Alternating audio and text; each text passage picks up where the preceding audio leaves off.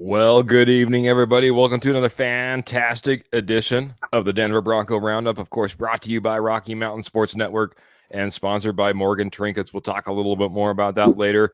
But hey, man, it's just a couple of guys hanging out here on a Friday night, and usually it was me and Trevor.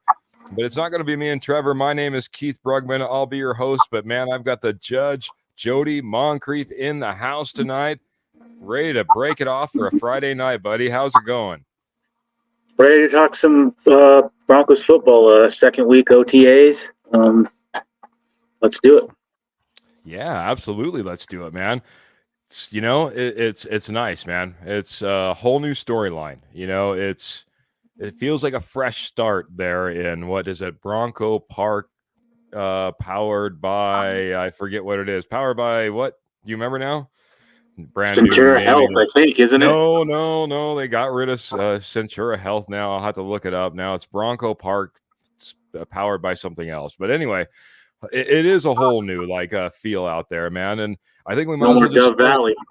No, yes, it's certainly a far cry from Dove Valley, man. But not in the eyes of Broncos country, right, man? I tell you what, I think we all still kind of refer to it as such, kind of like we all play at Mile High too. But that being said, I digress just a little bit, man. We'll go ahead and well, first off, man, let's say hello to a few people that are definitely jumping in here, and got to give it up to Scoop. Scoop's coming in here and saying, "Hope you're well, KB. We missed you on Settle the Scores last night." And absolutely, man. I'm usually behind the scenes a little bit for Rocky Mountain Sports Network and Settle the Scores, and Trevor took over and did a fantastic job. Excuse me. And but I was missing, and I'm doing great, buddy. I appreciate it. And he's also coming in and saying, "What's up, Jody? All big cast, Jody. How you doing, man?" Just hanging in there. He's hanging in there. Some Broncos. Yep. Roy's coming in here and saying, "Howdy, Brugmeister and the judge and the posse, man." And if you don't know, you should know. That's what we call our fantastic comment section. It's live, so coming in with your comments, with your questions. We'll be mixing it up, talking a little bit about Broncos OTAs week 2. Ernie May is coming in and saying, "Hello, Keith and Jody. Go Broncos country only." Absolutely, Mr. Ernie Mays. Fantastic supporter, Ernie Mays. He's always reaching out to me, telling me, can't wait. No, it's Empower Field. Yes, I think it's Empower Field at this point, but no, it's still Mile High, but I appreciate it, Scoop. And Kenny Kirkpatrick of the amazing K&K Sports Show coming in here and saying, "What's up, fellas? Have a great show. Hectic night at work, but will do my best to comment. Even if it says Nest, I'll change it for you." Kenny, I appreciate you coming in here, but more than anything, appreciate the amazing fans of Rocky Mountain Sports Network, Denver Bronco Roundup, who are now checking out the K&K Sports Show and everything they do. And hey, all those K&K guys that are swooping in over here, checking out the Denver Bronco Roundup, checking out Settle the Scores. We appreciate you guys a ton. I want to get to Kenny's question in a minute. I'll read it off for a second. But, man, I know that you wanted to chop it up about this, buddy. Bo Nix out there, out in front of the media, running with the ones. What do you think? What are you feeling about this, buddy? It's not. Sean Payton is doing this. It's not just a random when the media is out there who's taking first team reps. It's been Nix both times. He's doing this strategically, in my opinion. And that's how it should be. Get Bo Nix ready. Get him all the reps he can get and get him ready for week 1. Also, in my opinion, the sooner you get rid of Stidham, the more reps for Zach Wilson and Bo Nix. But get him ready. You drafted him at 12 for a reason. This is not the same situation as a Brett Favre, Aaron Rodgers, or Aaron Rodgers, Jordan Love. We don't have a incumbent Hall of Fame quarterback, in the room. So Yeah. there's no reason to sit Bo Nix behind Jared Stidham. That makes no sense to me. Get him ready, and all signs should lead for Bo Nix starting week 1. Maybe, but I'm going to push back a little bit. I'm not going to let it go that easy. So far, Stidham's looked pretty good. For a report was that he had the play of OTAs, at least that was out there, throwing a 50-plus yarder touchdown to one Marvin Mims, who's definitely looked better from all reports as well. Right. Looking great out there. So this is the dilemma I have. So Stidham's running with the 2s and going against the 2s, but looking good. Bo Nix is running with the 1s and going against the 1s and certainly holding his own. But we've only seen Bo Nix with the 1s as far as media is concerned. And there's just something that's kind of stuck with me since the draft and how much Sean Payton said he was in on everyone thinking that J.J. McCarthy was the guy and thinking that the Broncos were in love and they were going to possibly move up and all this other stuff, when all along, according to him, he loved Bo Nix. Now all of a sudden the media is getting fed all this Bo Nix. Could it be the fact that actually he's going to give Stidham the start to begin with because he's actually seeing him on Tuesday and Wednesday when media's not out there and he's running with the 1s? Or who knows? I mean, he's getting reps with the 1s. Everyone's getting reps with the 1s. We're just seeing Bo Nix. Should I take off my tinfoil hat, Jody? Come in here with your judgment, Judge. What do you think I'm landing on this? Or is there any truth, you think, to what I'm saying? I don't think so. Just because Denver had so many holes this offseason and going into the draft, if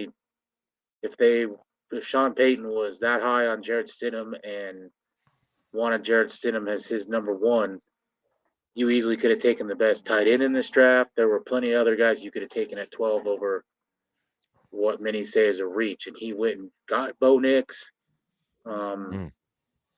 So no, I don't think so. I think Stidham is the 3 quarterbacks are more. Having 3 there is more just to so you don't wear out a guy's arm or something. You need the extra guy there. And at some point, I think when we get closer to preseason games, I think Stidham or Wilson will be gone. The only reason I've been saying Stidham is because he saves you $5 million, where Wilson saves you nothing. Yeah.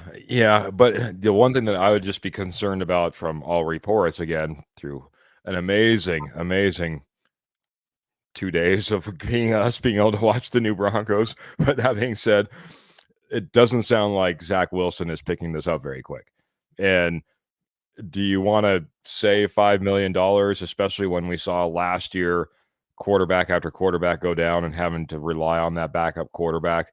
I would feel a little bit better with Stidham, in that, at least in the early running. And I'm a Zach Wilson fan, but I will tell you this: a decision does need to be made, because at the end of this year, Stidham is gone. And are you going to re-sign Stidham? Probably not. So this does need to be what he's currently getting paid. It was certainly not what he's current. Well, I don't know. The quarterback market's getting crazy, but he'll be a backup paid quarterback. That's for dang sure. It's not going to be any type of starting money. I don't think he at least at this point, he's not to that point. But I'm going to get to a couple of questions. One, Phil's been dropping stars, and he has one coming up that I'm going to get to. But I want to round out a little bit more of this Bo Nix talk, this quarterback talk. So we'll get to this one first, and it's Kenny, and he's saying, question for Jody. how much time are you giving Nix and Peyton if they get off to a slow start? Now, I don't know what the repercussions are of the time that you're giving them. You know what I mean? What happens at the sudden given time? But what are the expectations? What happens if they come out and fall flat? I guess is more the bigger question, Jody. I might not give him as much time as probably someone else, only because Peyton keeps saying how much further ahead Bo Nix is than what a normal rookie quarterback is. So if that's really the case, then he should be catching along a lot quicker, and we should see progress a lot faster. But I am going to give it time. I'm not I'm not down like a lot of people are on how horrible this roster is. I think Denver has a top 10 O line. I I'm higher up on these receivers than a lot of other people. I've been in the camp for a while. Uh, Whatever anyone's definition of a number one is, Cortland Sutton, in my opinion, is a number one. When was the last time he had? And I'm this coming from a huge Russell Wilson fan. When was the last time he had a true number one quarterback here? I like Denver's running backs. So I think he's set up. So, but I'm willing to give it time, because if Sean Payton is this quarterback whisper that you hear, Teddy Bridgewater 5-0, Jameis Winston 5,000 yards, and all this stuff under Payton, then I expect the same here. A season, I'm at least a season. Now, if you get something like a Bryce Young in Carolina or something, then maybe we have problems. And if you're picking top 2 or 3, you may have to pull an Arizona Cardinals and look for another quarterback. But if we're losing games 35-28 or something, then I'm fine with that, because we can fix that other problem later, or we can address that later. That's fair, because it is. It's like you said, it's kind of tough to justify. It's tough to put a number on. It's not like it's like, hey, if we only win 4 games and one of these guys have got to go. Well, if you only win 4 games, but you're close and you're looking better and you're progressing at the end of the season and things are starting to look like they're finally starting to click for everybody, but it's just not resulting in wins, or it's resulting in wins few and far between, it's a step in the right direction, right? And it's tough to say, hey, at the end of the season, one of these guys have got to go. Now, like you said, if all of a sudden you're picking top 3 and you're kind of sitting in that Arizona Cardinal, once upon a time bird seat Right. for one of the top QBs, maybe you have to start thinking twice. But yeah, it's I think that the leash has to be pretty long on this. Keep in mind, Broncos country, we did let Russell Wilson walk. He walked out the door with $85 million that we had to pay him, 53 of which we're doing this year. It's not going to be an automatic flip of the switch, but I'm with you, man. I think there's something to be said about this roster, man. And we got to get to Phil's question as well, man. I know this is going to be maybe touch a nerve with you just a little bit as well, bud. And I'll go with if you got to give it some time, because you just let a quarterback walk that was 26 touchdowns, whatever, 8 interceptions, Yeah, 67 comp. I mean, yeah, he does things that frustrates everyone, but to let that walk, and when you're asked, "Are you okay eating this kind of money?" and your answer is straight faced, "Yep," or "Yeah, we're okay with," not even like hesitant or nothing. You got to give him some time to. And if he wanted a different quarterback, he could have made deals. We had players. Patrick Surtain was one of them. oh yeah, We could have mortgaged the future. We could have moved up. Maybe not Caleb Williams, but you probably could have moved up and got any other quarterback agreed. for the right price. So, and they didn't do that. They stayed right there, and he took his guy. And from all accounts, he worked him out hard over the offseason, behind the scenes, and this has been his guy. So I almost said let's ride, but let's not do that. Let's not fall back into that. But but it's time to go, man. It is absolutely time to go. We finally got our guy. We got our quarterback. And the thing that I like, and I heard it on another podcast, another channel, have you? But the one of the hosts said, this team sometimes when you're young and you don't know that you're not supposed to be good is when you're good, right? Like you don't know you're not supposed to be good, so right. you just go out there and he everyone's talking about this kind of this new page that is being turned and the new feel that this Broncos team has now under kind of one of the younger teams in the league. Like I said, I got to get to Phil's question. Phil dropped some stars for us. To be exact, I was going to look it up. He dropped 200 stars for us, bud. So thank you, man. That's a Thank huge you. amount, Phil. We appreciate that a ton, man. But he's saying, good evening, Keith and Jody.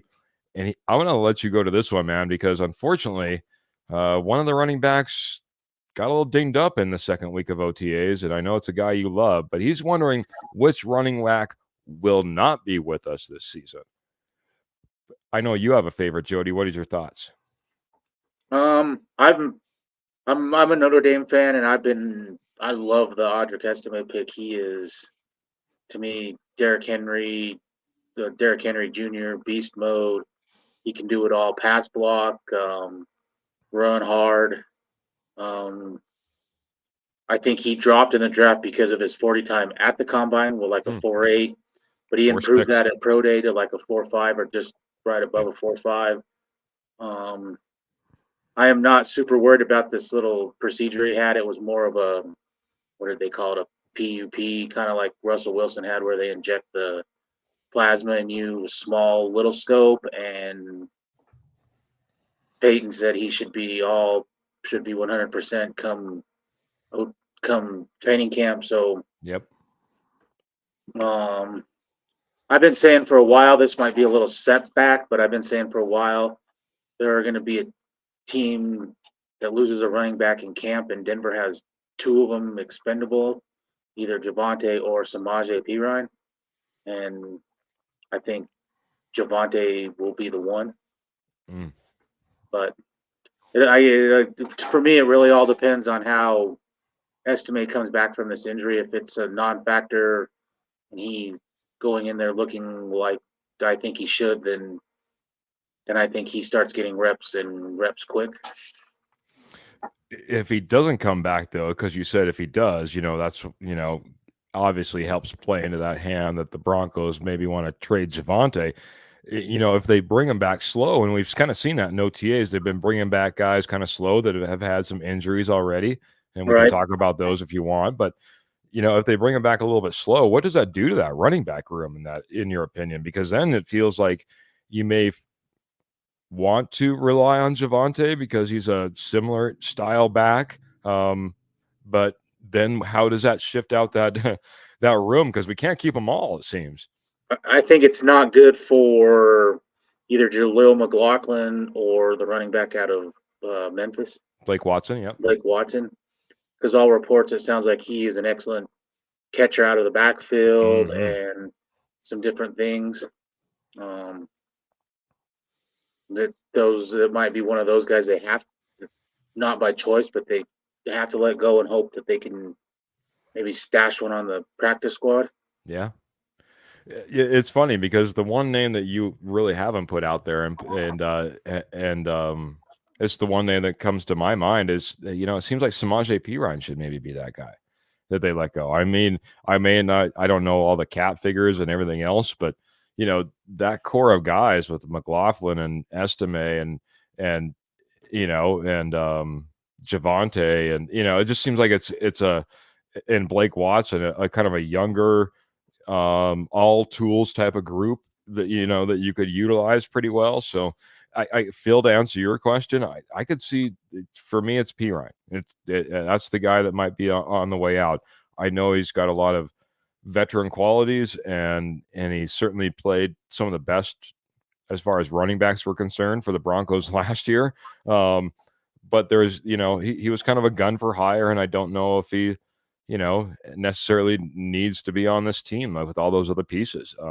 And I think, honestly, shelving Estime all the way till training camp is a little bit more of a concern than Sean Payton's letting on to. I'd love to see him at least be present and working on the side or something like that somewhere between now and, well, really, we're talking about the beginning of August by the time training camp starts rolling around. So that's a lot of time. I think it's a little bit larger procedure, or something else is going on, or they're taking it super, super, super slow with Audric Estime.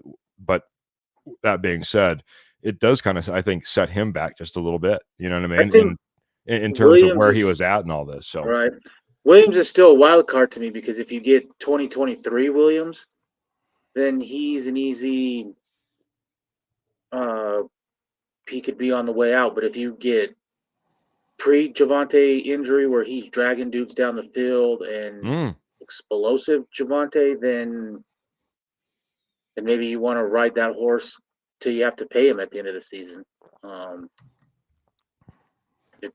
Or come, trade deadline, or like I said, a team loses a running back or something. Now you've got assets for a team that maybe will running back away or lose a running back or something. I'm going to run through some comments just really quick, but I'll try to do it as quickly as possible. But want to get to all the different friends that are joining in the posse right now. So obviously got Pearl coming in saying hello, and I was waving just a minute ago. Roy saying, I have so many thoughts on Knicks and the OTAs. Rather see what happens in the near future, although all roads lead to Knicks. And yeah, I think that's the eventual outcome regardless. And I have another thought, but maybe we'll get to it in a second. Pearl's coming in. She's still loving John M. out of the Colorado School of Mines and wishing we would have signed him as well as far as a quarterback to this. Didn't he take over for Chad Kelly in the CFL or something? Didn't I see that? Ooh, I think I read that somewhere. Jody's maybe breaking some news you might want to check into, Pearl. I think I'll be checking it out after this show. So Ernie May is saying the 31 teams will go flat first. Maybe just talking about where we're at. Pearl's coming in and said, to me, Cortland Sutton is not a number one, more like a number two. And I'm right there with you, Jody. I talked about the tight end room and how maybe bad they were last year, being a result of quarterback play. You kind of alluded to it too. It's not like Cortland Sutton has been set up with the best quarterbacks the Broncos have had to offer during his tenure here. But at the same time, whether 10 touchdowns, great year, but at the same time, 44th ranked wide receiver overall, maybe not so good. So I understand both points of this. It would be nice to see, like it is with a lot of players who maybe get stuck with a little bit of a mediocrity around them. It's like, man, what could that guy have done if he would have had that legit, quarterback, wide receiver, you name it, running back, whatever it happens to be. Look what John Elway was able to do once he got a running back, for instance. So got a big one from Travis Johnson. Haven't read it. So he says 33 starts are enough of a sample size. Wilson is who he is. Stidham is a backup, fringe starter. And truthfully, Bo is an unknown. So we really don't have a QB yet until we see Bo play. George and Sean Payton's job goes as Bo's goes. They must start Bo. Had Fangio started Locke instead of Bridgewater, Locke would have probably be a Pro Bowl QB by now. I don't know. Maybe not Pro Bowl, but I understand where you're coming from. I'm with Payton. We have to start with Bo no matter what week one. Man, coming in with some strong words, Travis Johnson. I appreciate that. I'm going to probably just circle back to that in a second. Ernie Mays is saying Rust Wilson is a joke. So we all have our opinions. And yet look at his record with Seattle. There you go. So, it's we got Clayton coming in here and saying, hey guys, and smash that like and share button. He's saying long week, my guys, great to top it off. Well, Friday night, absolutely nice talking to everybody in the posse, man. You guys are blowing it up over there. I promise we'll get back to the chat Just going through some basic comments in the background. Sorry for the dead silence. Bo Nix, baby, he is looking fire, baby, says Clayton. I'll circle back to that long comment.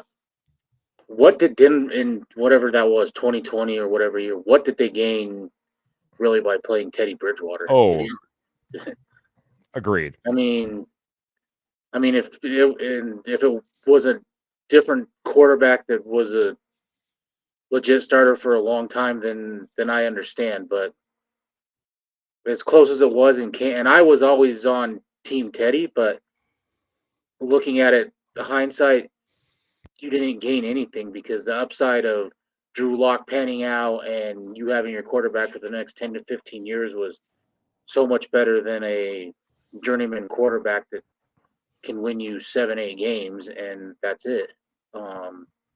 So it's just like this. What do you gain if you start Stidham? What do you gain by that? Because in my mind, I don't see Stidham ever putting up 4,500 and 35 touchdowns and leading you deep in the playoffs. So if you're comfortable with 500, then be comfortable with that. But if you want much more than that and you want to compete with the likes of Patrick Mahomes and like Sean Payton said, he's addicted to winning, then you need to find out if Bo Nix can be the guy that can carry this team to Patrick Mahomes levels. It's true. It's true. You need to figure this out. Like I said, kind of circling back, Stidham, we need to figure this out by the end of the year anyway, because that's when his contract's up. So what are we going to do with Jared Stidham as it is? I like the everything that Travis Johnson said. Big paragraph that we read off here, but well put. And my thing with Wilson I is just want I got to get go around ahead. to this. Because I got a question in this for you. The one thing that I did here, and I'll just go ahead and quote it out. 104.3 The Fan, Cecil Lammy. He said that for him, Bo Nix needs to be the guy. He is the guy going forward, but he's okay if Bo Nix plays 12 games this season, 12 of the 17 games. Are you okay with that number? Or does he have to be the starter week one, as Travis is saying it over here on Facebook? The only way I'm okay with it, and this ties into the Wilson thing, is if Wilson's at some point, Sean Payton is the quarterback whisperer, and you get number 2 overall draft pick Zach Wilson, and you get what that potential was. And if he comes out and shows that all camp and preseason, and you decide to play him, then I'm okay with that because he's still he was drafted number 2 for a reason. So, but for me, if just like with Teddy, if it's just steady gets you the job, then I don't see any advantages of starting Stidham except wasting another half a season or whatever it is games. And Sean Payton's 60 years old. It's not like he's getting any younger. So, and for what a lot of people claim, I mean, he is trying to get Hall of Fame on his resume. And last year, although it doesn't look horrible but not great, and you play Stidham and you come out with the same or worse, what did you really gain in the first 2 years making whatever he's making, 18, $19 million a year? Yeah, the scary thing is that the whole reason I think the Fangio ended up playing Bridgewater was because he was trying to not think long term and trying to get a short term answer. And a lot of times that means the veteran guy, that's quote unquote did it already, rather than risk getting on the rookie that came in. And I agree with that. If Peyton has the keys to the kingdom, like everyone's saying, and owners are okay with them going 2-15, and you see progress from whenever Bo Nix starts week 1 or whenever it is to the end of the season, and then you go into year 2 with that, then it needs to be Nix. He needs to Peyton.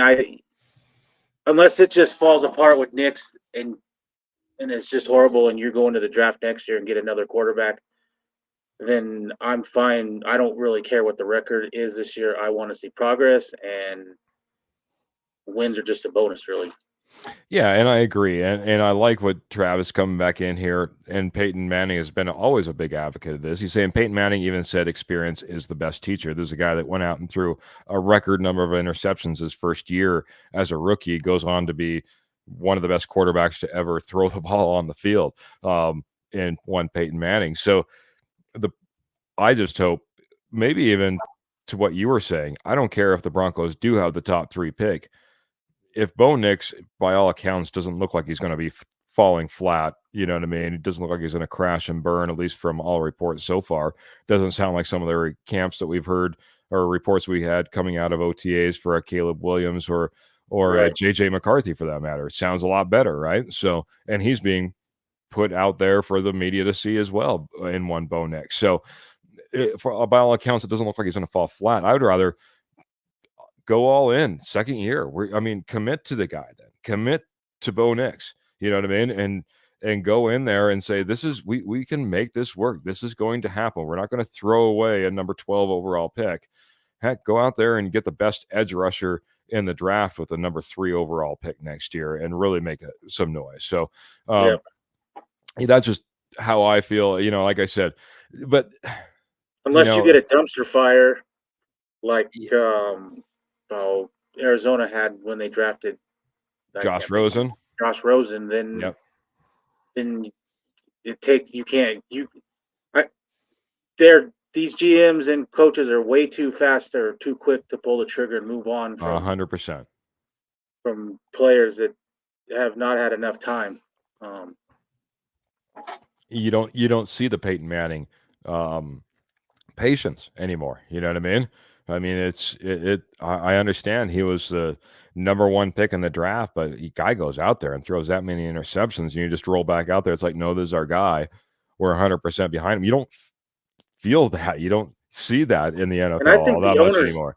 they are 100% behind Peyton. For them to, I mean, you don't become billionaires eating whatever it is, almost $100 million just to let that eat, or just to eat it for when you were getting decent production, to let that go. So I think they're behind him, and I think he's going to get at least 2 years. Now, if in 2 years quarterback play has been a dumpster fire for 2 years, Yeah. then yeah. But if you're seeing progress, and I mean, this is the first time since since probably Kubiak that we've seen a leader here as a coach, and we've seen improvement in different things. So Ain't that the truth, man? Feels like leadership in the building, right? It right. feels like there's accountability. Feels like there's a plan of attack. Talking that, do you feel like it's a little bit different than last year with Peyton? He's more, I guess, friendly with the media. It sounds like the Had a media is pizza right down day. there. They're not hiding way up on the hill. He Yep. It sounded like he had like a 30-minute presser yesterday or the day before. Mm-hmm. He hasn't went and spilled the beans on like he did with Hackett last year. It just seems like once Wilson was out of here, it was a whole. I don't know if that comes from behind the scenes. Someone's telling him you got to change a little bit, but it just seems like a whole different outlook with the way he's handling things.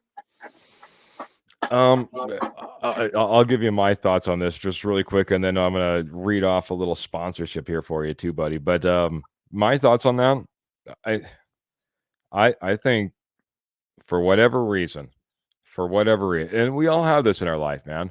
Sometimes you meet a person, and within the first 30 seconds, you realize this is not going to be a friend relationship that I'm going to have for the rest of my life with this person, right? Right. And I think that was what happened with Russell Wilson and Sean Payton, or something to that effect. I think everything was on edge last year. And now that that's been resolved, it's a turning of the page. And, for what it's worth, Justin Simmons being the longest tenured Bronco not to have go to the playoffs. There's something maybe to be said about him not being here, as great as he was. And there was never bad blood around a Justin Simmons, but it's a turning of the page. And I'm going to read a sponsorship, but I want you to think about this. Does Cortland Sutton need to be part of the turning of the page? We'll get back to that after I tell you about our fantastic sponsor, Morgan Trinkets. Morgan Trinkets has been in the Southwest Jewelry, Southwest Pottery, and estate gold business for over 33 years, guys. Once a nationwide business, now they just focus in that northern Colorado, southern Wyoming area. They do trade shows galore, especially with summer right around the corner. And you're like, well, that sounds great, Keith. I love Southwest Jewelry and Pottery and estate gold at wholesale prices. Well, how do I find them? Well, one, head on over to Facebook and type in Morgan Trinkets. Comes up really easy. Head on over to their page, and then guess what? They always tell you about the amazing shows they're doing too. So if they're in your area, because a lot of you guys are in Colorado, you can just stop on by and see them at the shows as well. But if you're buying online through Facebook, they take PayPal, and any order over $50 is shipped absolutely free. And if you're catch them at one of those shows, they'll take all major credit cards as well. I'm telling you guys, if you love Southwest Jewelry, Pottery, and estate gold at wholesale prices, as well as maybe you're looking for some silver, it's all sterling silver over there as well. Great prices on that, starting at $10, going all the way up to $2,000.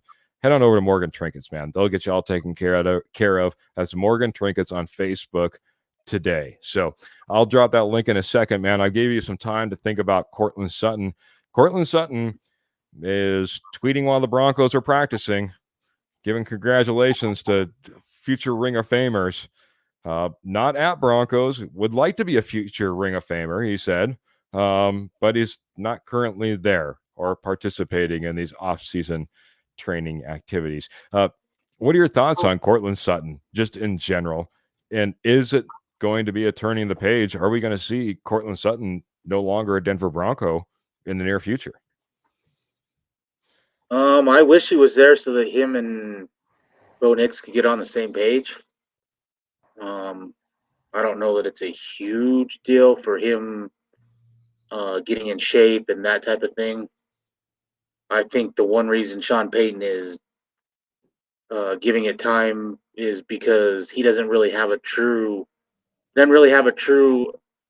other number one or veteran wide receiver. That they're all, younger wide receivers that really have done nothing. Brandon Johnson, little Jordan Humphreys, Marvin Mims really done nothing. All of them really. If Tim Patrick was healthy the last 2 years, I think this might be a different story with Cortland Sutton, but we don't know what we're going to get from Patrick after being gone for 2 years. So he really is their most reliable wide receiver. And, for all the, how we want to say Russ played,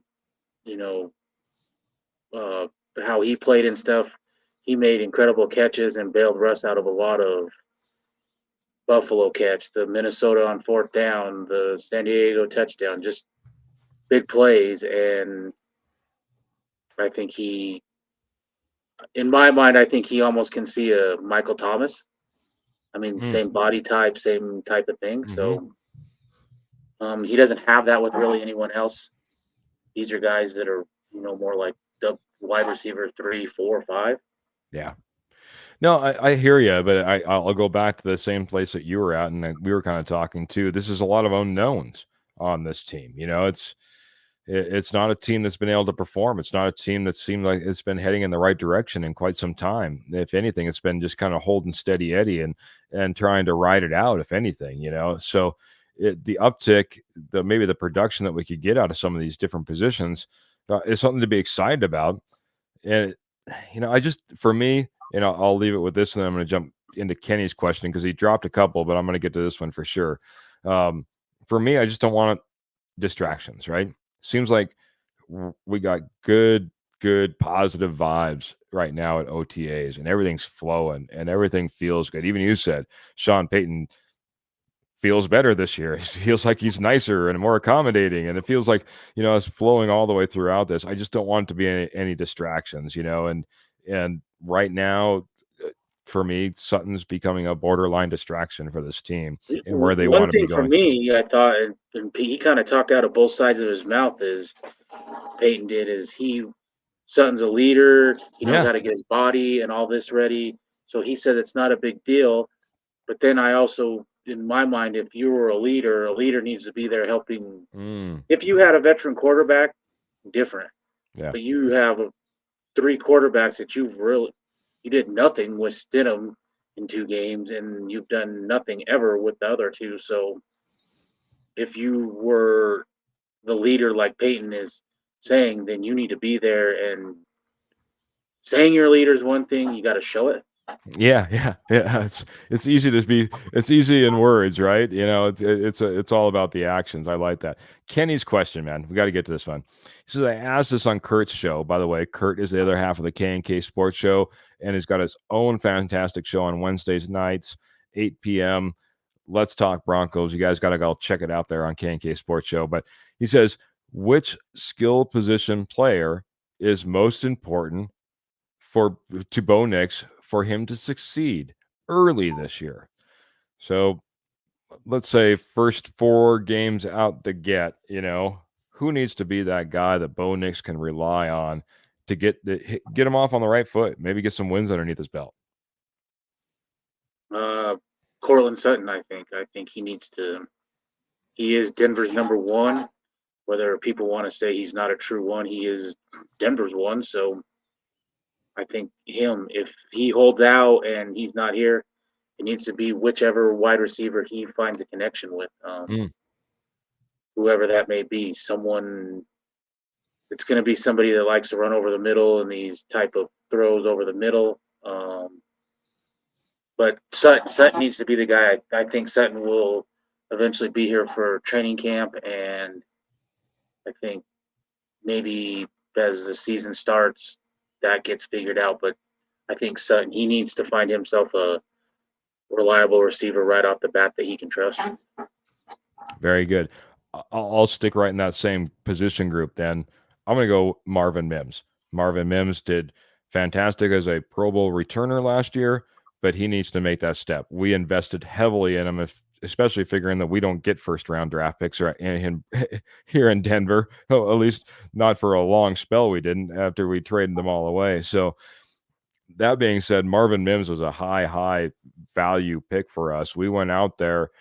He kind of spoke about this, and I didn't realize this. He said he talked about how he felt this year compared to last year and how big of a difference is it in now in his second year. And the first thing he started talking about was, well, I came in and I got injured. And then before we even played it down, in OTA's Right. training camp, wherever it happened to be. And then he goes, and then I get injured in the season. I tweak something, he's like, so just coming in healthy and is just that's so much different and so much better. I didn't realize that he was dealing with, I guess, so much last year, and now he does need to come in here. He does need to be able to, if nothing else, be that number 2 wide receiver next to Cortland Sutton. And like you said, in the off chance that Cortland Sutton isn't here, well, then he should be that number 1. It's his place to take that spot as far as garnering the attention and the receptions in this Broncos offense. So Mims is where I'm going to go on this one. Kenny saying Javonte was his pick, and Pearl saying, hey, it's the running back for her. And I was leaning towards running back because my only hesitation is everyone said that you can't let Russ throw the ball 40 times last year, and you got to run the ball. And besides one game, we didn't really commit to it. Now I don't know. In one side, I say that's how Peyton is, and then on the other side, I like maybe he did that to whatever you want to call sabotage Russ or whatever. I don't know, but this is the guy he handpicked now, so I don't think I'm almost 100% positive he's not going to sabotage Bo Nix to make him look bad now. Yeah. So No. he's going to do what's best for Bo Nix and this team. No, Sean Payton says Bo Nix's name with a smile on his face, and that's a difference just in and of itself that we've seen from year to year. Phil's coming in and say, gotta have a running game to make a quarterback successful. which means you got to have an O-line that works. And I'll be honest, man, I think it's one of the things I'm most excited about, man. This O-line has been built for this, and now we're starting to get the stable of running backs. And I just honestly, I'm not going to sit here, I know you were more of a Russell fan than I was, but I think the quarterback will make the difference possibly in this running game. Now, the one thing I'm concerned about, and I've already heard he needs to get better, Bo Nix under center. Bo Nix basically under center only happened at the goal line. Yeah. Yeah, so he's got a lot of learning to do there, and that's someplace that, is going to be key if the running game is going to get off the way it needs to. So, first, I got to say hello to one of our four horsemen. Couldn't make it this evening, but you always catch him on Tuesday night, Mr. Albert Knoppers, and he's saying away with Sutton, I think. Howdy, guys, and howdy to you, Albert. I appreciate it, man. Yeah, he's on the train of it's okay if Sutton's down the road. My only problem with getting rid of him is what are you going to get for him? What is sounds like a late round draft pick. Is that worth giving up a guy that gave you 10 touchdowns? Yeah, I know, man. It's going to be the question. You know what I mean? But the question is too: is Sutton saying, he only wants 2 or 3 more million because he wants to be a Bronco? Maybe is he saying he only wants 2 or 3 more million because that makes him a lot more tradable? You know what I mean? It's like, hey, I'm not demanding the world out there. 31 other teams. You know what I That's mean? the frustrating part for me is, I know 2 million is a lot of money, but in the grand scheme of it, 2 million is nothing. And Yeah. we're fighting over 2 million when we just ate 100 million on Russ. I get it, but again, you never know what's going on behind the scenes. Let's just put it that way, man. I could sit here and speculate and say, well, what if it was this and what if it was that? But it seems weird that something hasn't happened. It seems weird that for a lot of different reasons. I thought it was going to be more guaranteed money. He's not asking for that. I don't know what's going on. It's smoke and mirrors. But Travis is coming in and says the wide receiver room is stacked. Let him go. Simmons, Bowles, and Sutton are part of the old losing culture. We can fill in by committee. He can't separate. I'd like to keep him, but he's going to be a malcontent diva. Get him out of here fast before he poisons the young wide receivers. And that's kind of what I was talking about, kind of that old regime kind of passing it along. It's funny how quickly we sour. I didn't hear all these Cortland Sutton is terrible. We don't like Cortland Sutton at the end of the year, but a contract dispute can bring out some feelings, I guess. So I appreciate it. Travis is also coming in and saying the defense, we have to rely on the D and the run game, not as much as a wide receiver. So kind of speaking against us as far as maybe Bo Nix's needs to be successful, especially right off the bat. For me, I think for Jody, I just want him to be able to get into rhythm. I want him to be able to find a wide receiver. It's easy to hand off the ball. It's easy to say the running game. It's easy to say the defense, can help him out a ton. Yeah, I get all that. But if Bo Nix doesn't go out there and he doesn't start finding some chemistry with a wide receiver, a tight end, somebody that, requires him to, turn the ball loose every now and then, not just hand it off. I think that's what's going to gain him success, confidence, and may possibly give him the confidence where you can steal a win here or there because you know what? He's riding a little bit higher. He has some confidence in what he's doing out there.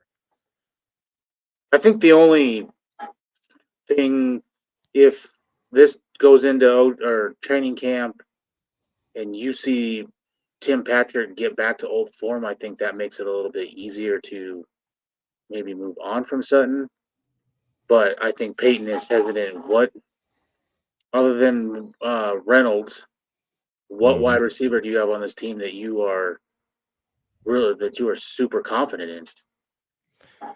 Yeah, it's well, a lot of questions get answered, and that's the downside. As Cortland Sutton is out there not helping answer those questions, right? Other wide receivers are out there trying to maybe answer that question for Sean Payton. If Marvin Mims is looking really good, fantastic. If all of a sudden Devon Vele is like rocking it out, heck, we were just got done talking about Lucas Kroll last week and how amazing he was doing. You know what I mean? These guys are making an impression, and Cortland Sutton isn't there to make that impression. I don't think that helps Cortland Sutton necessarily. Albert's saying Franklin will be very important for Knicks as well as the O-line. I agree. Pearl's coming in saying, actually, the refs are the quarterback's best friend. Look at KC. Yeah, this is true. Get a little help from wherever you can, I guess. Getting rid of Sutton clears some cap space, says Mr. Albert Knoppers. If you give the money to Sutton, what good is what good is even having a contract, period? The one thing I will say is the NFL is the only major sport that doesn't have guaranteed contracts. So if we were talking about Cortland Sutton arguing about his $13 million fully guaranteed contract and he wants $2 or $3 million more, I'd be 100% on board and saying maybe he is a diva at this point and he should just be showing up. But here's a guy that's playing on a $13 million contract and has like $2 million guaranteed. And he's also a guy who's went out there and not only had injuries himself in the past, but watched his good friend Tim Patrick go down. And now we've seen Audric Estime getting his knee scoped. It's like, I'd like to have a little bit of reassurance. I know I might not be the top wide receiver. And even if you take me as the 44th ranked wide receiver, that's worth more than $2 million for the year, especially if I go out there and get injured in training camp. So I see both sides of it. That's why I thought it was going to be more about guaranteed money. I did end up dropping this offseason, wide receivers were getting paid huge. So yeah, it goes in cycles, and right now it's another wide receiver cycle, it seems, as well. So there's reasoning on both sides. You know what I mean? It to me, like you mentioned, Jody, it just seems weird that things haven't gotten done. I want to get off Bo Nix. Going to get off Jarrett Stidham. Going to get off our good friend Cortland Sutton here and ask you, man. I know that we talked about a few other things, but we have about 10 minutes left in the show. Anything else that you want to talk about as far as this Broncos OTAs and what's been shaping up? one thing for me is who is going to start at center.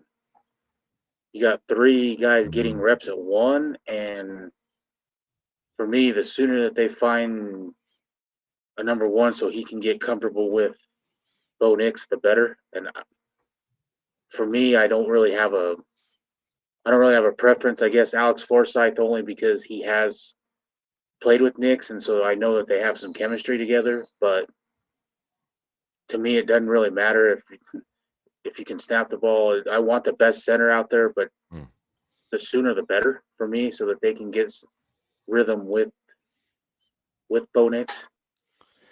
Yeah, you're right, man. We talked about it last week. It was Wattenberg that was getting the snaps from Bo Nix and the ones. This week, Albert, you'll be happy to hear, if you didn't hear it already, it was Alex Forsyth, Oregon, or former Oregon Duck out there with former Oregon Duck Bo Nix, and maybe former Oregon Duck Troy Franklin out there on his side. But that being said, I think you're right, man. We just got done talking about Bo Nix and how much time he spent under center. I mean, I went back and I was trying to find tape. And it doesn't matter if you go back to Auburn. It doesn't matter if you look at Oregon. It is tough to find tape of Bo Nix under center. This is going to be a huge transition. And if this is going to be a huge transition for his game, and I think he's smart and I think he can do it, but if he's going to do it, he needs to have some consistency in what he's practicing.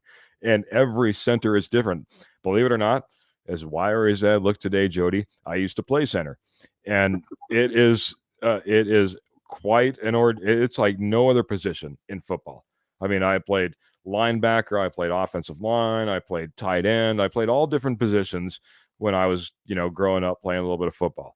But I'll tell you what, center is a whole different bag of worms. See, and this is why I want them to sooner the better, because That's he what I'm calls saying. out line protections, and it doesn't only affect just Bo Nix. It affects Quinn Miners. It affects Ben Powers.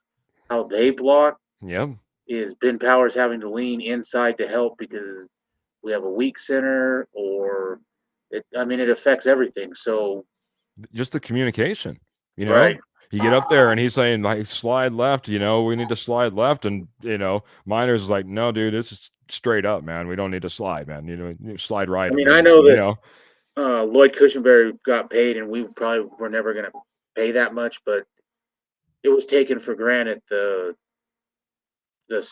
pre-snap stuff that he was doing, calling out protections and different things. And I mean, it's like you said, to me, it's probably the second most important position on the O-line. Yeah.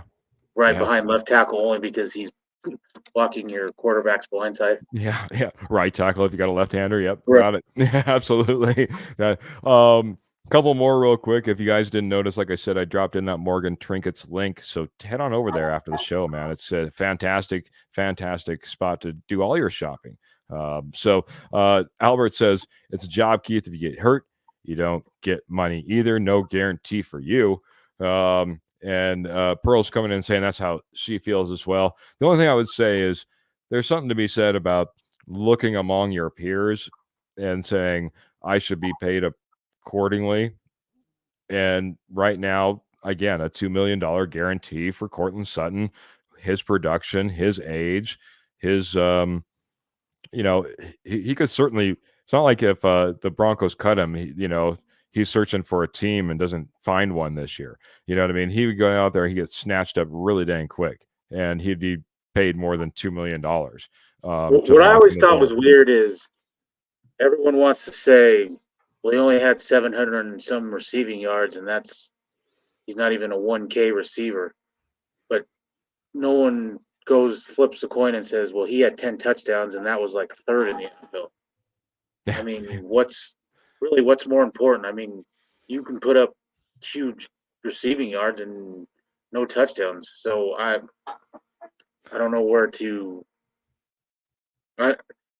For me, I'm still, whether he's a number one on some teams, probably not. But he's a number one because he's the number one on this team. So that you can replace what he's done, then he's a number one. Then he's a number one. There's something to be said about that, because it's, is he not a number one because Jerry Jeudy beat him out last year or the year before, or Tim Patrick did in yardage? I mean, it's not like, it's like, oh, wow, I can't believe that Jerry Jeudy put up 1,100 yards and and Courtland Sutton only put up 900. No, that didn't happen. Right. That has never happened. Courtland Sutton has been our number one. Now, granted, we haven't had the quarterbacks that necessarily put up 4,000 yards and allowed for 1,000+ yard receiver to emerge, but he was always our number one receiver. If nothing else, he was like tied, I think, one year with Jerry Jeudy, like to the T. I mean, that's as close as it ever got. It's funny you brought Jerry up Jeudy, the number one draft, the first round draft pick, Jerry Jeudy. Keep that in mind. It's funny you brought him up, because I heard today that in the deal the Browns gave him, he's got more guaranteed money than Sutton has gotten over his whole career. Oh, yeah. So I think that's part of the reason. When you can go back and look at, although their numbers were close other than touchdowns, 2 touchdowns to 10. And if you think think you're right there with Jerry Jeudy and you're not getting paid anywhere close to it, then I think that's frustrating to you. And the one last thing I'll say on this, because I heard this brought up, it also might be frustrating because, let's face it, if Deshaun Watson does well in Cleveland and what they did last year and all the pieces and parts, Jerry Jeudy's in a pretty good spot. And if you look at another one of his friends, like Russell Wilson out there with the Steelers, a lot of people are saying they're in a pretty good spot to be competitive. And then right now you're heading back to Denver, where we're trying again with a new rookie quarterback. And we're trying, you know what I mean? It's like, it does, and then, like you said, then Jerry Judy's getting paid like exponentially more than you. And other than this holdout that's going on currently, when has Sutton ever been a problem on or off the field? He's never been a problem on or off the field. Where Jeudy is always into something, whether it's Twitter or stuff with Steve Smith or something. A mix-up with the girlfriend, wife situation at one point. Yeah, I hear you, buddy. Phil's coming in, though. He dropped even more stars, man. So, Phil, thank you very much, man. He's saying there is so much uncertainty right now. Who knows what will happen with Patrick and Dulcich are healthy, and Troutman and Johnson surprise us. Mims is a Pro Bowler this year. Maybe he's even put a question mark at the end of that. So, what, again, kind of speaking though to what, if Sutton isn't around, if we have a healthy Tim Patrick and Dulcich, and Troutman, Johnson maybe surprises us a little bit, and Mims comes in as a Pro Bowl wide receiver. We're starting to put together a pretty good package that can be distributed by Bo Nix. You know what I mean? I get it, man. I'm telling you, I always feel bad for some of these guys who maybe don't get looks. You know what I mean? Because being at training camp, sometimes it seems like it's like, well, the incumbent's going to go ahead and be there. You know what I mean? We need to move these guys up the roster. I hope that Sean Payton continues to live up to what he said, where he says it's not how you got here, it's what you do. I have a question for you, bringing up Dulcich. If he gets hurt in OTA, if he gets hurt in training camp or in preseason, how short of a leash do you think he's on? Do you keep him around like you did last year as a wasted roster spot, basically, or is it's time to move on? I think it's absolutely time to move on, and I think he's even going to be kind of competing for that as it is. I mean, with the emergence of some of these other guys, this is the thing. If we don't have the strongest tight end room, but we have kind of a fuller tight end room, let me go through the list. Nate Atkins, will he play special teams for you? Yeah, he led as far as tight ends and special teams. Right. Adam Troutman, will he play special teams? Yeah. Lucas Kroll, will he play special teams? Yep. Greg Dulcich? No. Greg Dulcich has never taken a special team snap. Just another thing that's going to just absolutely hurt this guy, man. If he has any setbacks, if he doesn't start getting out there and running out there, we're supposed to see him, quote unquote, soon before training camp. Right. But man, he needs to get in that mix. We talked about Cortland Sutton losing the opportunity, to go out there and show that he can be the answer. Right now, Kroll is lighting it up. You know what I mean? And Nate Atkins has been loved and kept on this roster as a fullback, as a tight end, as a special teamer. Adam Troutman, we all don't know why, maybe all the time, but there's love there for Adam Troutman. And then there sits Greg Dulcich. So I absolutely agree, man. I think Greg Dulcich is on I agree with that. Wire. Like Nate Atkins, or if you're having trouble deciding wide receivers 6 and 7, I may keep all the healthy guys and not waste a roster spot on Greg Dulcich maybe getting healthy again sometime in the middle of the season. Absolutely, man. Same reason I heard that Albert O was let go as well. Wasn't a special teamer. Didn't want to play out there on special teams. So didn't have that knack for it. And I think that's Lucas Kroll did. Year, really. So, it's going to be big this year in the fact of what with these new rules. I heard Kansas City saying today that they're talking that their Harrison Buckner might not even do kickoffs because he can't tackle. They want another guy on the field that can tackle, and the way that you're going to kick the ball, you've got to be almost kick it out of bounds. They get it at the 30, and all these different things where you got to spot it in there, buddy. You need the more tacklers, the better. Yeah. Yep. I think one of the biggest differences for me is, especially both teams. I mean, you had to run. You had to run on kickoffs, man. I mean, if you're kicking off, you're running all the way down the field and everything like that. Yep. You got that run and start. You're trying to sift through all these guys. Now these guys are 10 yards in front of you. To me, that simulates more like middle linebacker cores, and different body types than the wide receiver fly down the field. You just need to be fast and be able to weave through traffic and wrap somebody up. More safeties and stuff like that could end up getting a lot more play into that into the kickoff and return teams. It's going to And be I go super back interesting, man. to this is going back ways, but even back to TD, when was the last time you've seen somebody like a Greg Dulcich or somebody make a roster because of special teams, Mm, like Terrell Davis did? yeah. I know that wasn't the only reason he made it, but I mean that play kind of set his career off. That one special teams play. Sure did. Sure did, man. Yeah, it'll be interesting, especially like that's a good point, man. With the as we get into these preseason games and we got brand new kickoff rules, and you see some of these guy has a couple of weeks where he's returning kicks or is the tackler, you know what I mean? Right. It's like, yeah, absolutely, it can change some careers, instantly just here in 2024, man. We're running a little bit over, man. I just was going to hit the last couple of comments. Pearl was going back to Sutton and saying, look how many fumbles he had 2 years ago. And Ernie Mays, man. Ernie Mays, always, like I said, fantastic supporter, coming in and says, this is an awesome podcast. Go Broncos. Well, thank you so much, Ernie, man. Before we get out of here, I just want to say a big, big special thank you to all of the supporters that we've had in all the comments and questions and everything else. Phil coming in here rocking stars, and we're trying to get to all of his questions as well. But each and every one of you, every Tuesday, every Friday night, we go live right here on the Rocky Mountain Sports Network. This is the Denver Bronco Roundup. We also go live over there on YouTube. Don't forget about that. We really like if you go over there, like, share, and subscribe.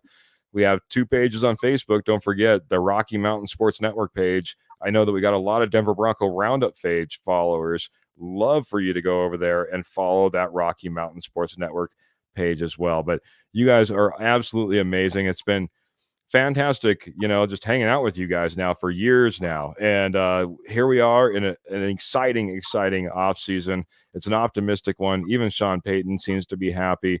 And I couldn't be more happy than to be rocking it out with each and every one of you guys here. Jody, let's get some final thoughts in, man. What do you got? Today I heard Denver had the 30 ESPN ranked them the 30th best roster in football. Right on. And I'm not really, I don't really agree with that. Last year they were like 15th, they said. And besides quarterback and Josie Jewell, really, what? And Simmons, I mean, where is this roster really that much different? And you've improved on the D line big. I think you improved at wide receiver, bringing in Reynolds. Yep. So, I mean, to drop 15 spots over a couple of guys is really mind blowing to me when everyone wanted to bash Russ. So, was Justin Simmons that great that he was 15?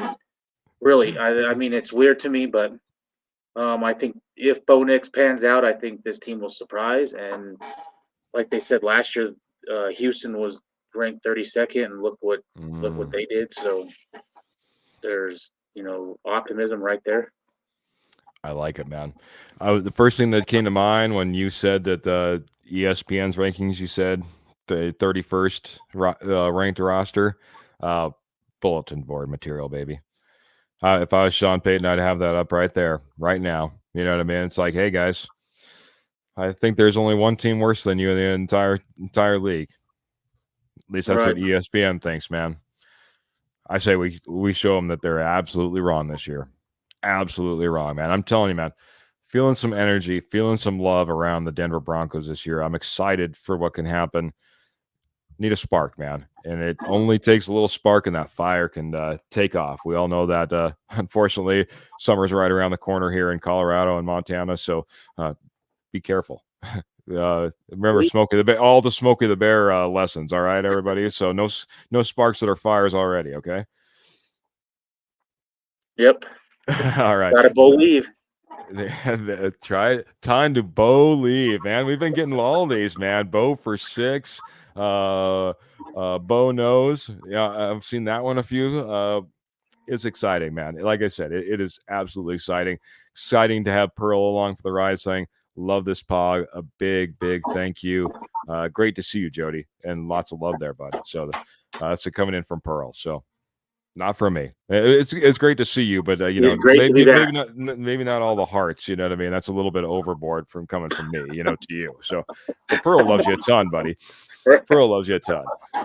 Albert's coming in and saying Simmons had several mistakes last year. Yeah, I mean, hey, I'm not going to knock all these guys that are on the Broncos anymore. Love Simmons, like I said, fantastic individual. I wish him all the luck and all the best out there. I hope that he goes out there and gets a playoff win. I mean, I'd just be happy if he got to go out there, rock a playoff win.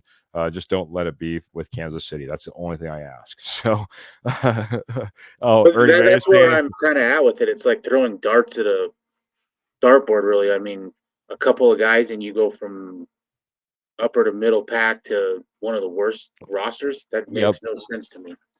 Hey, I'm just, I'm surprised you weren't saying that's the power of Russell Wilson, man. I know that you were a fan, so, but because honestly, that's the only thing that really makes sense. I mean, I want to. That's got to be the biggest shift.